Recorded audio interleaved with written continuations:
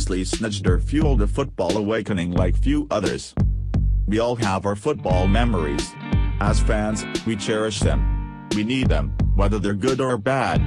They have shaped our journey. For those of a certain vintage, the apex of their misty-eyed nostalgia is James Richardson introducing Football Italia on Channel 4.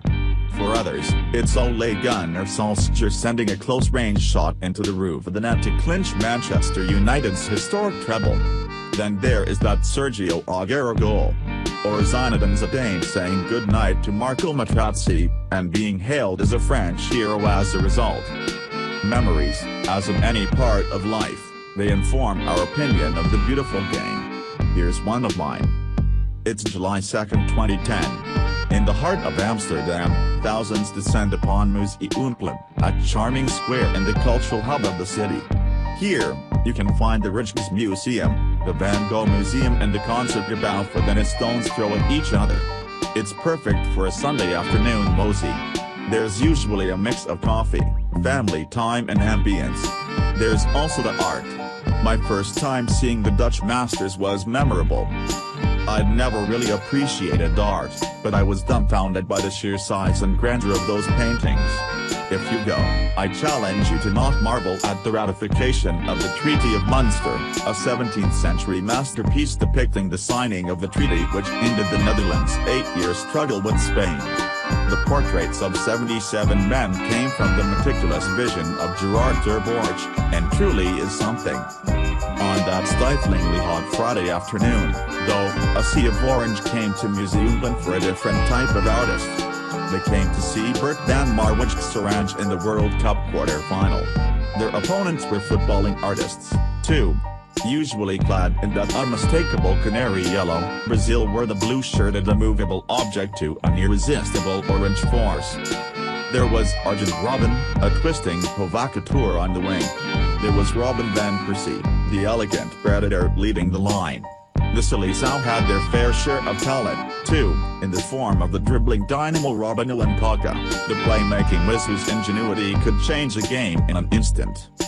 The match took place 14,000 miles away from the Netherlands, at the Nelson Mandela Stadium, a yawning monstrosity in Port Elizabeth. Yet, for the thousands packed onto Museumplein, watching events unfold on a giant screen, it felt as though it was much closer. In the middle of it all, I tried not to get carried away in sheer exhilaration. I'd never seen such flag-waving euphoria. I'd never seen so many nervous faces. I'd never seen so much orange. Even in Belfast.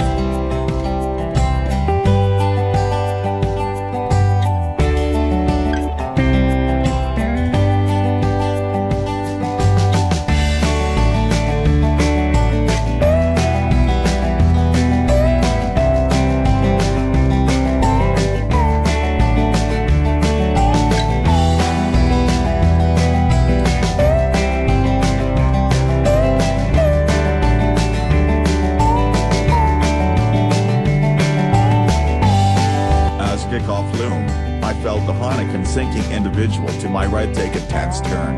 The pre-match patter petered out. Suddenly the sun felt a little stronger, the smell of kush a little more intense. I turned around to see an endless stream of orange, broken up by random clusters of yellow. I turned back. There was an eerie silence. The match had started. It didn't start well. There were impassioned cries for a penalty when, in the opening minute, Brazil centre-back Juan barged Van Persie out of the way to clear Dirk Kuyt's cross. 9 minutes later, it got worse. Felipe Melo measured a through ball to Robinho, who coolly slotted past Martin Stekelenburg. Juan missed a chance to increase Brazil's lead before Kaka produced a flying stop from the Dutch goalkeeper. The tension pervading Museumplein was inescapable, even for someone with no allegiance or connection to the Netherlands. Then, after the interval, the Netherlands and one Wesley Snaido came alive. The equalizer came after 53 minutes and Snaido's boot had as much to say as anyone. Receiving a free kick square from Robin, the inter midfielder launched a cross into Brazil's penalty area. the quality of the cross was such that it required defending. Melo, the architect of Brazil's opener, rose only for the ball to skim off the top of his head and into the net. 15 minutes later, the Dutch struck the fatal blow to the pre-tournament favourites' hopes. Robben's corner was flicked on at the near post by Kuyt, and there was snaido, the smallest man in the box, to head into the top corner. At Nieuw-Umpelen, it was pandemonium. After the ball flew into the net, waves of orange jumped and down in scenes of intoxicating joy. The temptation was to celebrate as if I, too, were Dutch. I happily succumbed to it, resulting in an afternoon of high-spirited ecstasy. The crescendo at full time was like nothing I'd ever heard. For so many, snaido was the star of that World Cup. With 5 goals to his name, he headed the list for the Golden Ball with Spain's David Villa. They both missed out, with Diego Forlan's outstanding displays for Uruguay enough to earn him the prestigious accolade. While seeing Forlan's quality recognized was stirring, snaido will always be the one who is responsible for that afternoon in Nieuw-Umpelen. From that point, I've always taken a special interest in him. He'd given me an unforgettable afternoon in Amsterdam, but he near sent me into hysteria in Berlin a year later. While on holiday, I read that he was linked with a move to United. Once that was on my radar, I relentlessly scoured the transfer columns, excitedly hoping for further updates.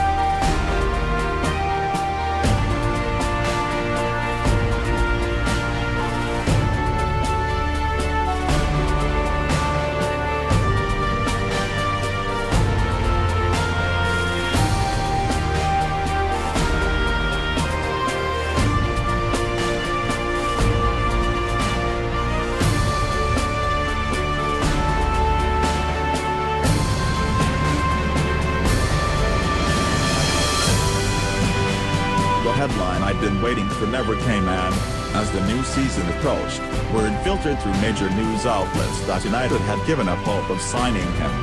Samir Nasri snubbing Old Trafford for Manchester City and United's failed pursuit of Tottenham's Luka Modric were frustrating, but they couldn't match the level of disappointment at snaido's non-arrival.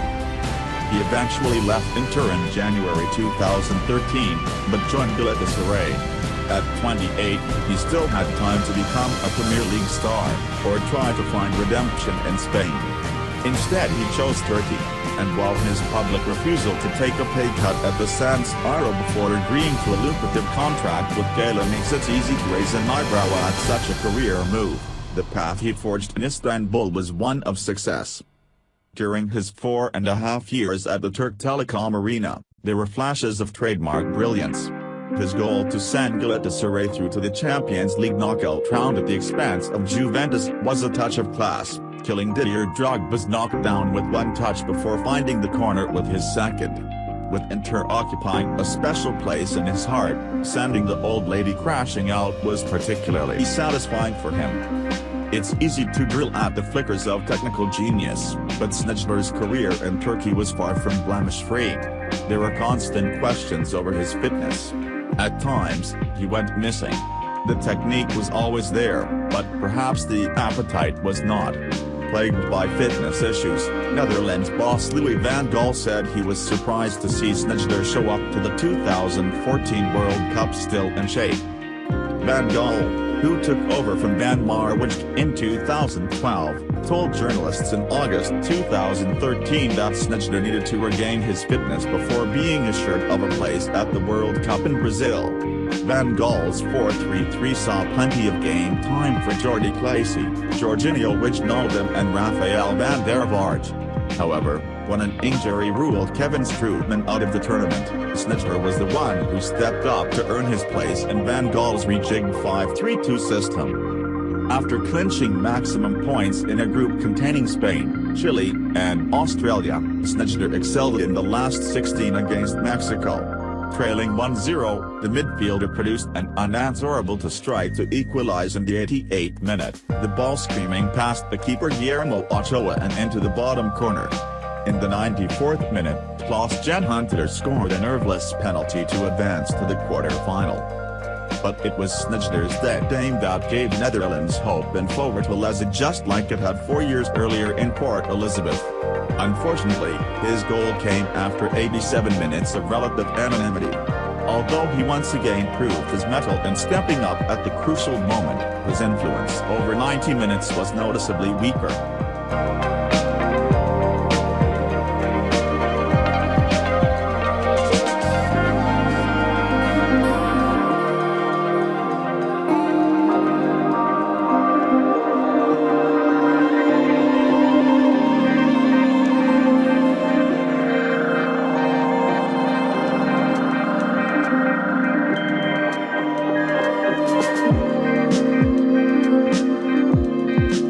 Was emblematic of his gradual decline, which, in the 3 years since, has only intensified.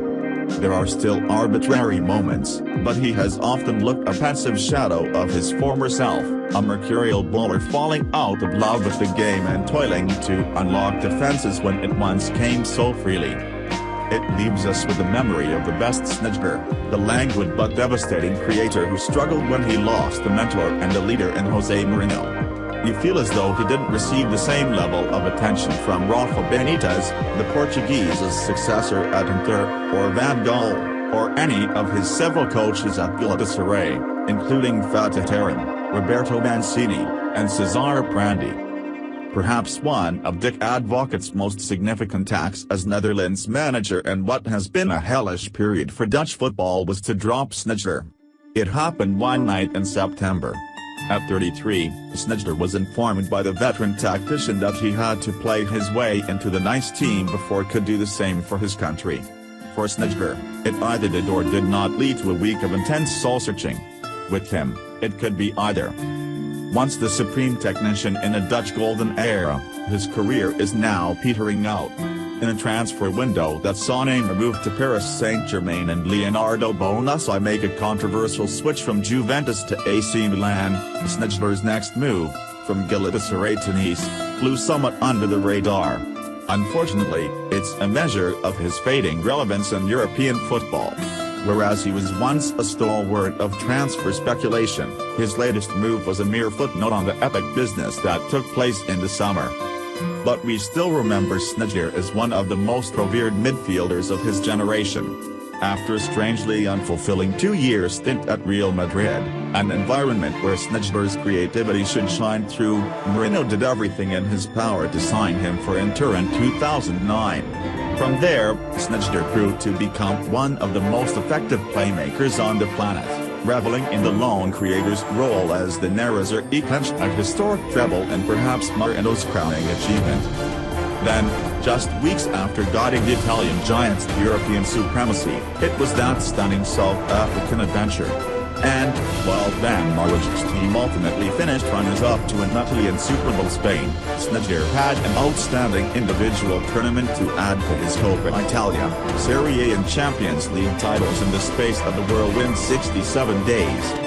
His performances in South Africa unquestionably cemented his place as one of the most elegant yet effective midfielders this side of the millennium, sparkling as the most diminutive orchestrator at the end of a year when practically everything he touched turned to gold. That's the Snijder I'll always remember.